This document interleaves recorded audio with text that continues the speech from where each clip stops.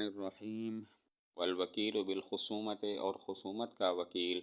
وکیل بالقبض، قبضے کا وکیل ہوتا ہے عند ابی حنیفۃ و ابی یوسف و محمد رحمہم اللہ تعالی، ہمارے ائمہ ثلاثہ احناف کے نزدیک۔ والوکیل بقبض الدین، اور دین پر قبضہ کرنے کا وکیل وکیل بالخصومت فیہ، اس میں خصومت کا وکیل ہوتا ہے عند ابی حنیفۃ رحمہ اللہ تعالی، امام صاحب رحمۃ اللہ علیہ کے نزدیک۔ مقدمہ لڑنے کا وکیل بنایا تو حق پر وصول کرنے کا بھی وہ وکیل ہوگا، حق پر قبضہ کرنے کا بھی وہ وکیل ہوگا۔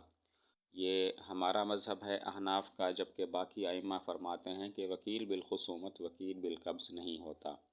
جبکہ اگر دین پر قبضہ کرنے کا وکیل بنایا کہ جاؤ میری طرف سے دین پر قبضہ کر لو، تو وہ امام صاحب رحمۃ اللہ علیہ کے نزدیک مقدمہ لڑنے کا بھی وکیل ہوتا ہے۔ مقدمہ لڑنے کا وکیل بنایا تو حق پر قبضہ کرنے کا بھی وہ وکیل ہوتا ہے، یہ ہمارے ائمہ کے نزدیک ہے، جبکہ باقی ائمہ فرماتے ہیں مقدمہ لڑنے کا وکیل صرف مقدمہ لڑ سکتا ہے، وہ حق پر قبضہ کرنے کا وکیل نہیں ہوتا۔ اور جسے وکیل بنایا گیا کہ جاؤ دین پر قبضہ کر لو میری طرف سے، تو امام صاحب فرماتے ہیں وہ مقدمہ لڑنے کا بھی وکیل ہوتا ہے۔ وَإِذَا أَقَرَّ الْوَكِيلُ بِالْخُصُومَةِ، اور جب اقرار کرے خصومت کا وکیل علی موکلہ، اپنے موکل کے خلاف، عند القاضی، قاضی کے پاس، جاز اقرارہ، تو اس کا اقرار جائز ہے، ولا یجوز اقرارہ علیہ، اور اس کا اقرار موکل کے خلاف جائز نہیں ہے، عند غیر القاضی، غیر قاضی کے پاس، عند ابی حنیفۃ و محمد رحمہم اللہ تعالی، طرفین کے نزدیک، الا انہ یخرج من الخصومۃ، مگر یہ کہ وہ خصومت سے نکل جائے گا۔ وقال ابو یوسف رحمہ اللہ تعالی، امام ابو یوسف فرماتے ہیں یجوز اقرارہ علیہ، اس کا اقرار اپنے موکل کے خلاف جائز ہے، عند غیر القاضی، غیر قاضی کے پاس۔ مقدمہ لڑنے کا وکیل بنایا اور اس نے بجائے مقدمہ موکل کے لیے لڑنے کے الٹا موکل کے خلاف اقرار کر لیا کہ میرے موکل نے یہ فلاں کا حق دینا ہے، تو دیکھیں گے اس نے یہ اقرار موکل کے خلاف، یہ اقرار قاضی کے پاس کیا یا غیر قاضی کے پاس کیا۔ اگر قاضی کے پاس کیا تو پھر تو اس کا اقرار جائز ہے، اگر غیر قاضی کے پاس کیا تو پھر اس کا اقرار جائز نہیں ہے، البتہ اتنا ہوگا کہ وہ خصومت سے نکل جائے گا، اب وہ خصومت مقدمہ نہیں لڑ سکے گا۔ یہ تفصیل طرفین کے نزدیک ہے۔ امام ابو یوسف رحمۃ اللہ علیہ فرماتے ہیں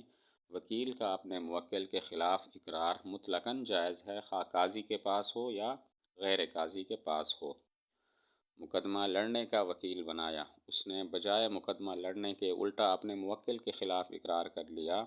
کہ میرے موکل نے فلاں کا حق دینا ہے، تو دیکھیں گے یہ اقرار قاضی کے پاس کیا یا غیر قاضی کے پاس کیا۔ اگر قاضی کے پاس کیا پھر اس کا اقرار جائز ہے،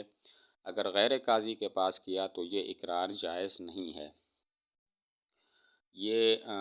البتہ غیر قاضی کے پاس اقرار کرنے سے اس کا اقرار تو جائز نہیں ہوگا، لیکن وہ خصومت سے نکل جائے گا، اب وہ مقدمہ نہیں لڑ سکے گا۔ تو یہ تفصیل طرفین کے نزدیک ہے۔ امام ابو یوسف رحمۃ اللہ علیہ فرماتے ہیں خواہ وہ اقرار قاضی کے پاس کرے یا غیر قاضی کے پاس، اس کا یہ اقرار جائز ہے۔ ومن ادعا، اور جس نے دعویٰ کیا انہ وکیل الغائب، کہ وہ غائب کا وکیل ہے، وقبض دینہ، اور فی قبض دینہ، اس کے دین پر قبضہ کرنے میں، فصدقہ الغریم، پس تصدیق کی اس کی مقروض نے، امر بتسلیم الدین الیہ، اس کو حکم دیا جائے گا دین کو اس کے حوالے کرنے کا۔ فإن حضر الغائب، پس اگر غائب حاضر ہو جائے، فصدقہ، پس وہ اس کی تصدیق کر لے، جازا، تو جائز ہے، وإلا دفع الیہ الغریم الدین، وإلا دفع الیہ الغریم الدین ثانیا، ورنہ دے اس کو مقروض دین دوسری مرتبہ، ویرجع بہ علی الوکیل، اور اس کا رجوع کرے وکیل پر، ان کان باقیا،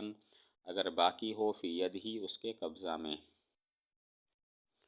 دعویٰ کیا کہ میں فلاں غائب کا وکیل ہوں، اس نے مجھے وکیل بنایا ہے کہ اس کے دین پر میں قبضہ کر لوں، مقروض نے تصدیق کر لی اور مان لیا کہ ہاں تم اس غائب کے وکیل ہو،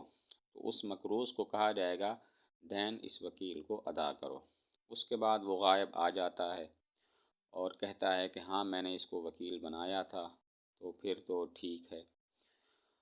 اگر وہ کہے کہ میں نے اس کو کوئی وکیل نہیں بنایا تھا تو پھر مقروض غائب کو دین دوبارہ ادا کرے، پہلے ادا کر دیا تھا اب دوبارہ ادا کرے، باقی جو پہلے غلط ادا کر دیا تھا تو اس کا وہ وکیل سے مطالبہ کرے گا یا نہیں کرے گا، دیکھیں گے وہ مال وکیل کے قبضہ میں باقی ہے یا ہلاک ہو گیا۔ اگر باقی ہے تو پھر اس کا وکیل سے رجوع کرے، اور اگر باقی نہیں ہے